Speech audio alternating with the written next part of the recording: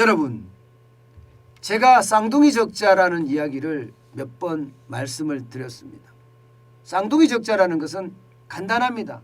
재정의 적자 그리고 경상수지의 적자, 이 두 가지를 동시에 일어나는 것을 말합니다. 그런데 최근의 모양새를 보면 말입니다. 이게 쌍둥이 적자가 될 가능성이 굉장히 커졌습니다. 왜 쌍둥이 적자가 될 가능성이 커졌느냐? 여러분, 이거 한번 보세요. 최근 3개월간 무역 적자 규모입니다. 88억 4,900만 달러예요. 엄청난 규모죠. 88억입니다. 당장 말입니다. 12월만 하더라도 4억 5,200만 달러의 적자가 났습니다. 예. 그리고 1월에는 역대급 48억 8,900만 달러의 적자가 났고요.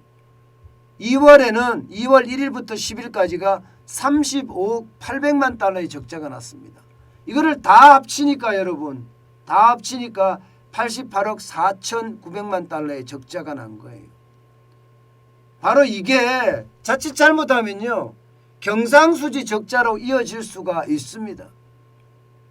물론 무역 적자만 가지고 이게 경상수지까지 적자가 난다, 이렇게는 안 갑니다. 일반적으로는 안 가요. 무역만 있는 것이 아니라 이게 뭐 경상수지라는 것은 돈이 왔다 갔다 하는 이전 수지도 있고요. 뭐 기타 부분도 굉장히 많기 때문에 꼭 이게 무역 수지가 적자가 났다고 해서 경상수지가 적자가 된다, 이것은 분명히 아닙니다. 그렇지만 점점 그렇게 가고 있다는 사실이에요. 만약에 2월에 적자가 심각하게 된다면 이거 경상수지 적자가 나서 아마 최초로 2월 최초일 겁니다. 2월 최초로 쌍둥이 적자가 날 가능성이 굉장히 큽니다. 일반적으로는요, 4월에 쌍둥이 적자가 가끔 납니다. 수출이 적자가 났을 때 기업에서 배당의 계절이잖아요. 4월이. 외국인들한테 배당을 많이 하니까 이익 난 것을 본국으로 송금을 해요. 그러다 보니까 이게 경상수지가 적자가 나는 경우가 있었거든요. 아마 작년에가 쌍둥이 적자가 났을 거예요. 4월이. 그런데 2월에는 아직 한 번도 없었거든요. 그런데 2월에 쌍둥이 적자가 날 가능성 굉장히 큽니다. 문제는 수출만이 문제가 아니라는 거예요. 재정은 이미 초토화됐다, 이렇게 이야기할 정도로 난리도 아닙니다. 2020년만 하더라도 지금 적자 규모가 얼마예요? 71조 2천억 원이에요. 2021년에는 68조예요. 이것도 통합재정수지를 가지고 이야기했을 때 말이고요. 이게 관리재정수지로 가잖아요. 그럼 100조가 넘습니다. 100조가 넘어요.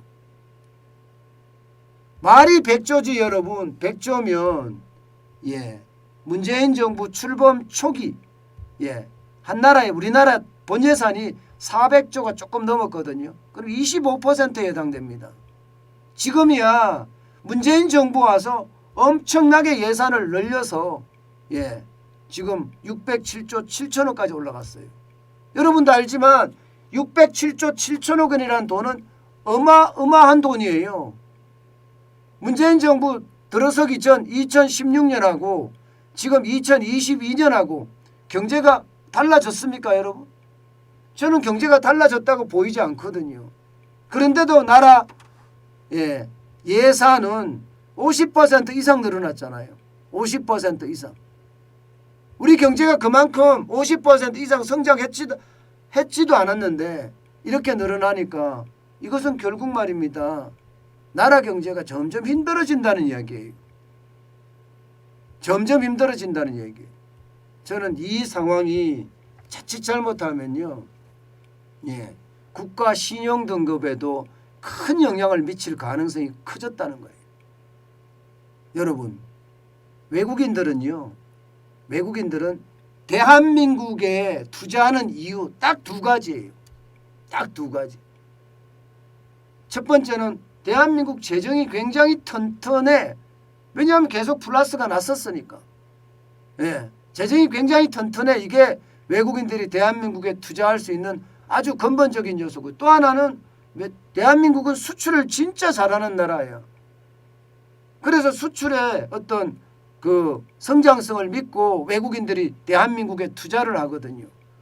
그런데 이 두 가지 다 무너지게 되면 과연 어떻게 될까요? 우리 신용등급 괜찮을까요? 저는 우리 신용등급이 괜찮지 않을 수도 있다고 생각을 합니다. 예. 지금 상황을 그대로 보면 말입니다. 대한민국의 국가 신용등급 AA-예요. 여기서 지금 가만히 있을까요? 지금 사실 피치는 AA-로 그냥 이야기를 했지만 피치가 분명히 경고를 한 건 있습니다. 가계부채 너무 많다. 예. 국가부채 너무 많다. 이 이야기 반드시 했거든요. 이렇게 되면 만약에 여러분 생각해 보세요. AA-가 A+가 된다고 생각해 보세요. 한 신용등급이 한 등급 떨어진다고 생각해 보세요. 그러면 중국이나 아일랜드하고 우리가 같아지는 겁니다. 중국이나 아일랜드하고 같아진다는 것은 여러분 우리 경제에 그만큼 충격이 된다는 이야기예요. 그렇게 되면 외국인 투자자들이 대한민국에 계속 머물까요? 저는 대한민국의 외국인 투자자들이 계속 머물 거라고 생각하지 않습니다. 신용등급이 떨어지면 떨어지는 만큼 곧바로 그들은요 그들 나라로 돌아갈 겁니다. 그러면 대한민국에서 외국인 엑소더스, 외국인의 한국 탈출이 일어나는 거고요. 그만큼 심각하게 될 가능성이 커집니다. 더 큰 문제는 여러분 추경도 하잖아요. 더불어민주당 단독으로 지금 뭐 17조 플러스 알파를 예상을 해서 처리를 했다고 해요. 예산결산위원회에서. 이제 본회의에서 처리한다고 합니다. 민주당 입장에서는 더불어민주당 이재명 대통령 후보가 지지율이 떨어지니까 또 돈 풀어서 잡겠다는 건데 여러분 이제 지금 쏘고만 안 됩니다. 이거 돈 풀면요 그야말로 대한민국 박살나요. 안 그래도 신용등급이 간당간당하는 와중인데 돈을 풀었을 때 과연 피치나 S&P나 무디스나 국제신용평가기관들이 대한민국을 가만히 둘까요? 당장 말입니다. 그들이 가만히 두지 않는다면 거기에 대한 충격의 도는 아마 상상 이상일 거예요. 저는 그 어느 때보다 이 신용등급 하락에 대한 우려 굉장히 많이 됩니다.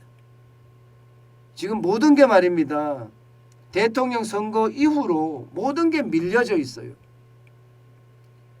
그래서 대통령 선거 이후에 뭐 서비스 요금의 인상부터 시작해서 이게 뭐 전기료라든가 가스료라든가 공공요금들 계속 인상될 거 아니에요. 그에 대한 충격 저는 엄청 커질 거라고 봅니다. 게다가 지금 자영업자 중소기업 여기 말입니다. 대출 만기 연장한 것 이것도 만만치 않다고 봅니다. 때문에 누가 대통령이 되든지 그 대통령이 됐을 때 충격은 저는 굉장히 커질 수 있다고 느껴집니다. 일단 앞으로 좀 더 지켜봐야 되지만 생각했던 것보다는 충격적이 될 거다 이렇게 봅니다.